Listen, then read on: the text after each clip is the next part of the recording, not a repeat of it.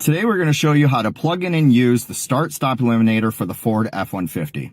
This Start Stop Eliminator works on the model years listed regardless of whether the switch is to the left of the steering wheel or above the screen on the center of the dash. Now let's get started. The Start Stop Eliminator installs behind the glove box door. To install it, we open the glove box. There is a tab on each side of the glove box that we push in from the outsides of the glove box, and then once we swing it down, you can unsnap the glove box and set it out of the way. Once we are behind the glove box, we'll look for this clearish whitish connector all the way to the right here in this bank of 4 connectors, and we need to unplug it by pushing in on the tab that's facing towards the driver's side and unplugging the connector.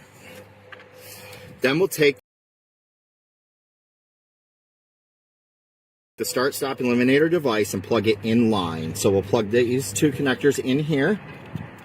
When you plug it in, make sure you give it an extra little push that it audibly clicks all the way in, or else it will not make a full connection.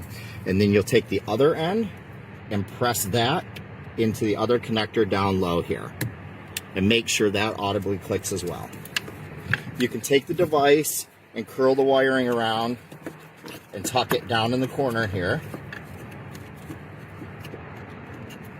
if you want to be sure that it doesn't interfere with the closure of the glove box.